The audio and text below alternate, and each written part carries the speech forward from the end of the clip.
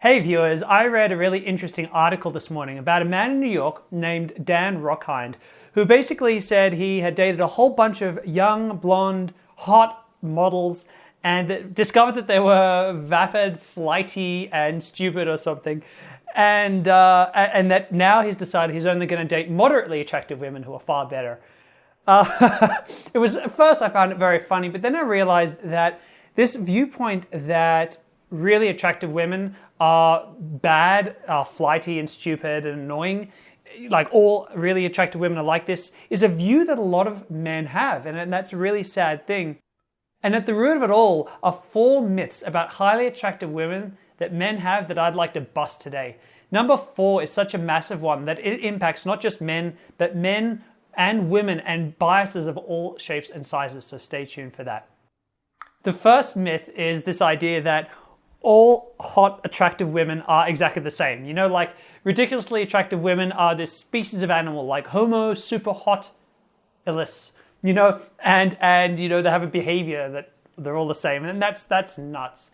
The reality is that, you know, yes, there are sort of hot women who are vapid and not so bright and focus entirely on looks. There are also super hot women who are physicists. No joke. I mean, I've met astrophysicists who are ridiculously attractive women. There are women who are, you know, there are women of every personality type who are ridiculously attractive. But the trouble that a lot of men run into is they only meet a certain type of woman. They only meet a certain type of woman. And so they assume all hot women, because all hot women they've met are a certain way. They assume that all hot women are like this. And the other myths are going to help explain how this happens.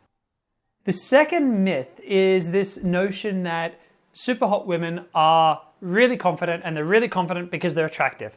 And that is, in fact, that's almost an anti-truth. A lot of really attractive women that I've met, some of them are really, really insecure.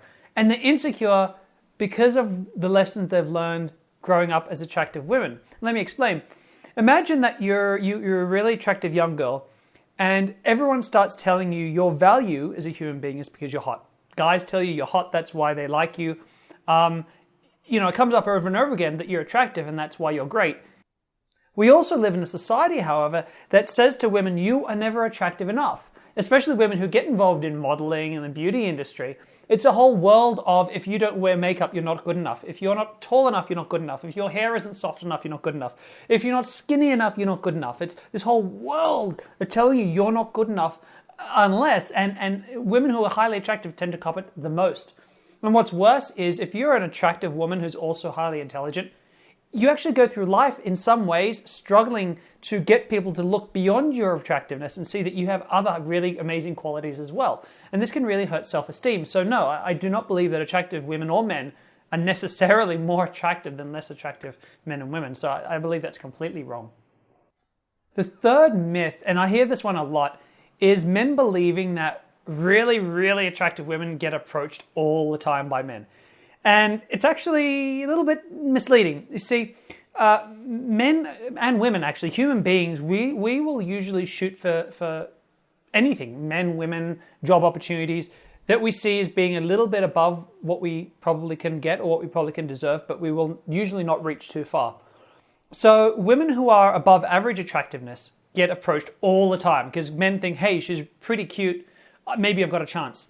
But they see really attractive women and they think, no way, I haven't got a chance, I can't do it, I haven't got what it takes. And this isn't just so for women who are highly attractive. This is women who are highly intelligent, women who are highly successful in their business life. Men are just easily intimidated once women get too, their perceived value is too high. You know, you talk to any woman who's successful in business and she'll say, hey, a lot of men are intimidated when they find out I earn more than them. It's just a fact. And it's not necessarily a very healthy fact. Men really need to deal with this and be okay that sometimes women can be better than you at something, and that's not an issue, but it's a problem for another day.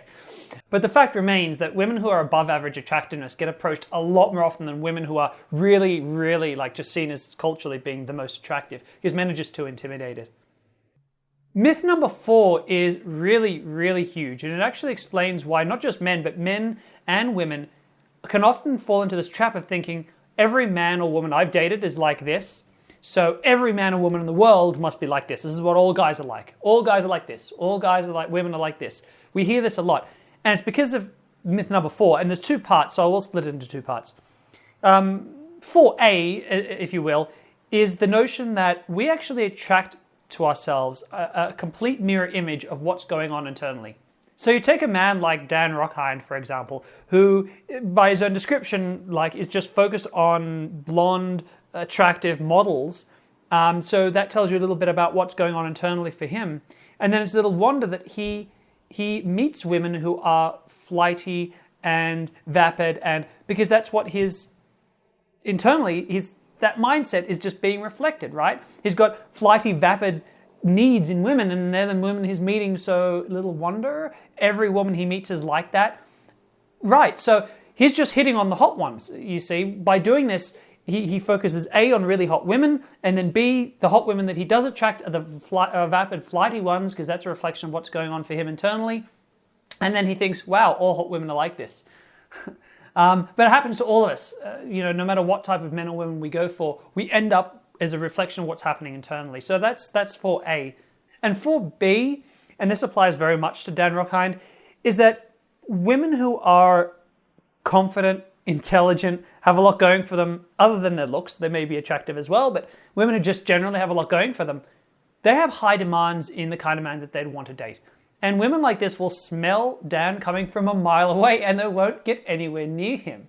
So not only does Dan himself target women who are flighty and vapid and all this kind of stuff, women of great substance are seeing guys like Dan and they're staying away. So Dan doesn't ever get to meet these women to see that they exist.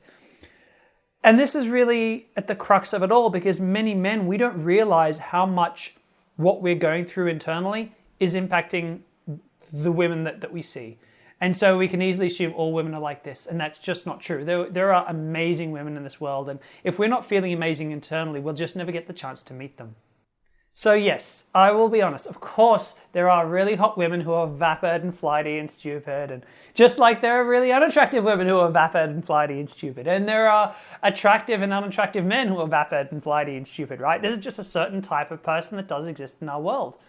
But there are also really attractive, intelligent, insightful women who are attractive, super attractive, unattractive, doesn't matter. There are the same personality types are going to find its way into every looks. Looks doesn't define who we are. We aren't defined by how we look, the color of our skin, or our ethnic background. But to wrap this video up, there's a message that I want to deliver to Dan directly, and that's this.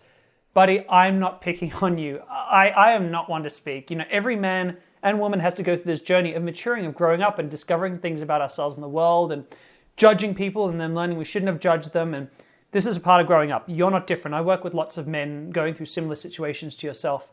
But I do want to leave you with this lasting message. The things that we judge most harshly in other people are exactly the same things that we judge harshly inside of ourselves.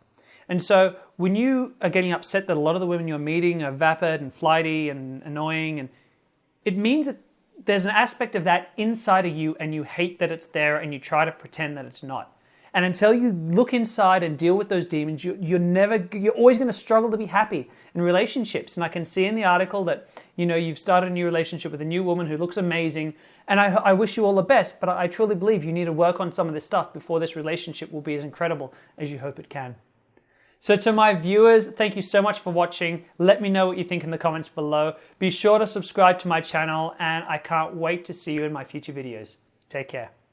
Hey guys, do you get frustrated approaching women and then getting rejected?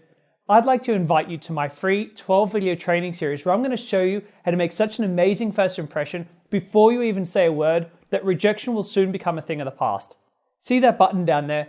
Don't procrastinate anymore. Go ahead and click on it, and I look forward to working with you.